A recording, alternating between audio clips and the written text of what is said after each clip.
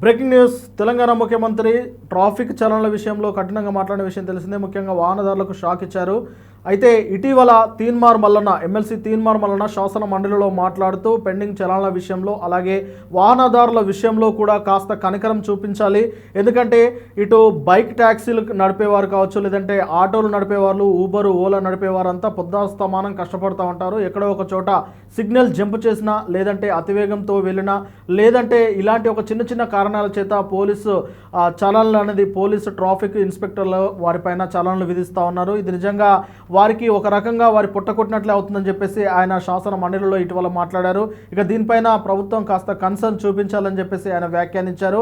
అయితే ఆయన వ్యాఖ్యానించిన తర్వాత సీఎం రేవంత్ రెడ్డి గారు దానికి అనుకూలంగా మాట్లాడతారు అని అందరూ అనుకున్నారు. కానీ దానికి పూర్తిగా ప్రతికూలంగా మాట్లాడారు.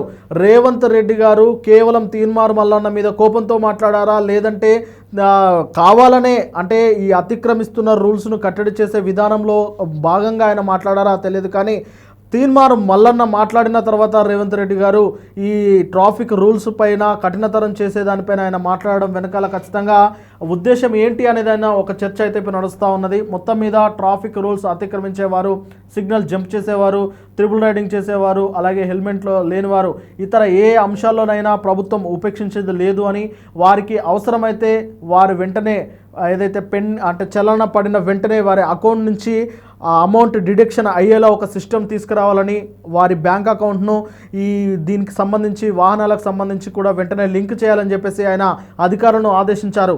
ఈ మొత్తం వ్యవహారం తీన్మార్ మల్లన్న మాట్లాడిన తర్వాత రావడంతో తీన్మార్ మల్లన్న గారి మీద కోపంతో రేవంత్ రెడ్డి గారు ఈ విధమైన చర్యలు తీసుకున్నారా అనే చర్చ అయితే ప్రధానంగా నడుస్తూ ఉన్నది. ఎందుకంటే ఎమ్మెల్సీ తీన్మార్ మల్లన్న కాంగ్రెస్ పార్టీ నుంచి గెలిచిన తర్వాత కాంగ్రెస్ పార్టీ అతన్ని బహిష్కరించింది. ఆ తర్వాత కాంగ్రెస్ పార్టీ సభ్యత్వానికి తాను రాజీనామా చేసి తానే తెలంగాణ రాజ్యాధికార పార్టీని ఏర్పాటు చేసుకొని దాంట్లో ఎమ్మెల్సీగా కొనసాగుతున్న విషయం అందరికీ తెలిసిందే. ఇక ఎమ్మెల్సీగా ఉన్న ఆయన శాసన మండలిలో మాట్లాడుతూ పెండింగ్ చలనాల విషయంలో కాస్త కనికరం చూపించాలి, అలాగే దీనిపైన కూడా కాస్త ప్రభుత్వం వెసులుబాటు తీసుకొచ్చి ఇక తర్వాత కఠినతరమైన చర్యలు తీసుకుంటే, కఠినతరమైన ఏవైతే నిబంధనలు పెడితే అప్పుడు అందరూ కంట్రోల్లోకి వస్తారని చెప్పేసి ఆయన మాట్లాడారు. మరి ఆయన మాటల పట్ల పూర్తిగా విభేదిస్తూ రేవంత్ రెడ్డి గారు అయితే చాలా క్లియర్గా మాట్లాడారు. ఇకపైన పెండింగ్ చలనాల విషయంలో ఎలాంటి ఉపేక్షించేది లేదు.